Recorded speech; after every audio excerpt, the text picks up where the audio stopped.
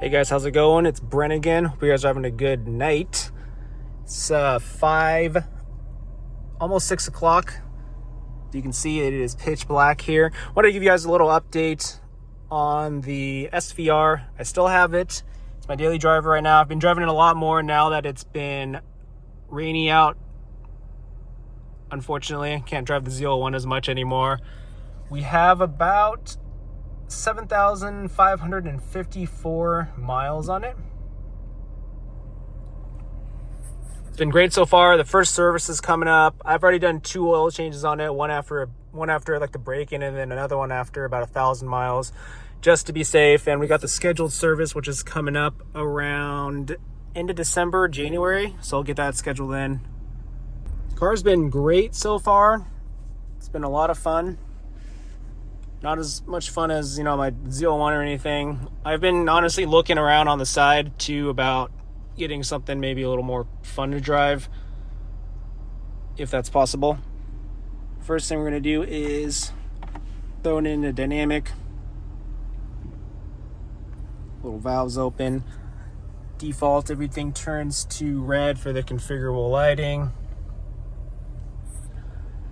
Yes, I am still on Touch Pro. After experiencing and using Pivi Pro is a little unfortunate. I don't really use this software too much, honestly. I just use it for music and then phones paired, and sometimes I'll use the navigation, but not too much. The rest is just stuff I never use. I actually don't even really use CarPlay on here because right now it's still corded in. Pivi Pro will get an update for wireless CarPlay, I think end of the year, early next year, which is going to be nice. But unfortunately, anyone who's stuck on Touch Pro or Touch Pro Duo, you will still have to plug it in. So honestly, I don't really use this. I've been kind of looking around for cars that have more integration for like information, which kind of unfortunate, but on here, all you can do is go on to, dynamic mode, configure this, and then you got these things which I never use: a stopwatch, G-force, and then throttle brake graph. I never use that. I wish it had some more integration for kind of like what BMW or Mercedes uses, where they'll have like a horsepower meter, just more integration for stats on your vehicle while you're driving and that kind of stuff. Plug this guy back in.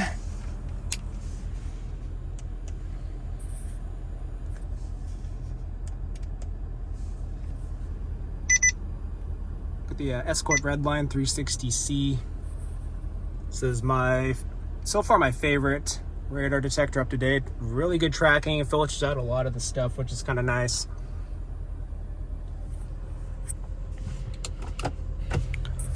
So I always put this in dynamic and sport mode just to keep the RPMs in the higher, just a little more aggressive shifting when I'm driving.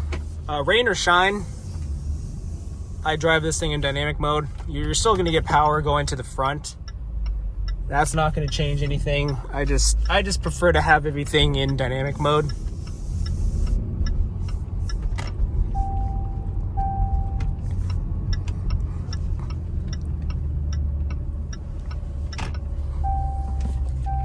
I've been looking into, I'm just going to buckle up.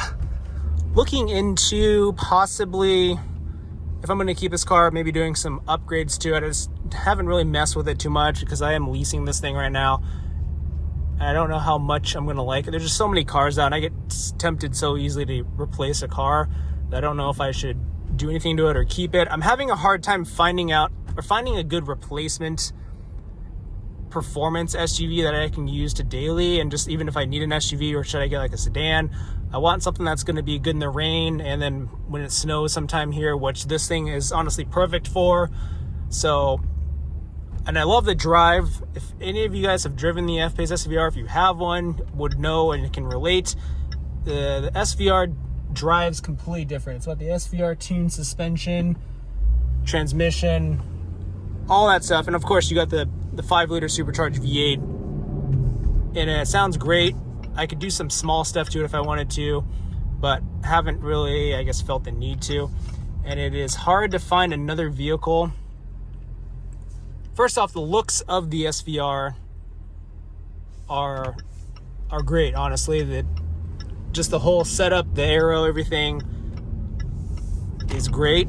So to find something that kind of looks like that, or as, you know, aggressive as that, is kind of hard to do from what I've been looking for. I mean, I can go up to a Jeep Grand Cherokee Trackhawk. I've driven them and they're not as refined, obviously. They're more raw power. This is a little more dialed in. The drive on here is, you know, more like a car because it is on a car platform. So a lot of things to kind of weigh out.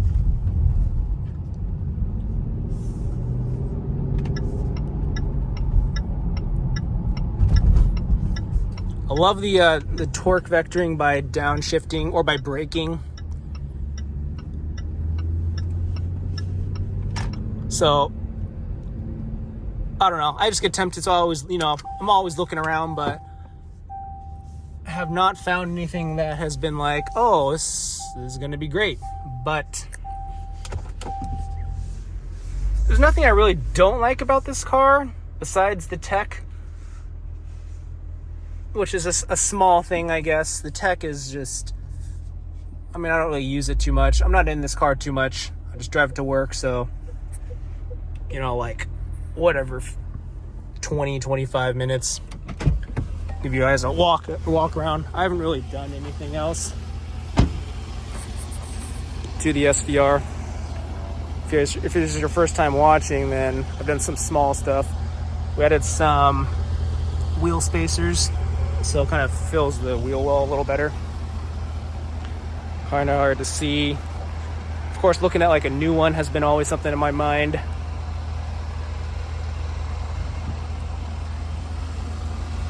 Love like the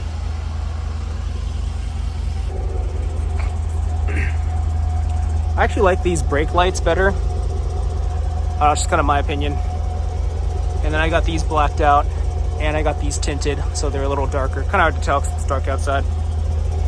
Got the nice exhaust with the valves open. This thing is super dirty, but I don't know. I like the setup. You can kind of see right here. Fits the wheels well. Feel wheels a little better.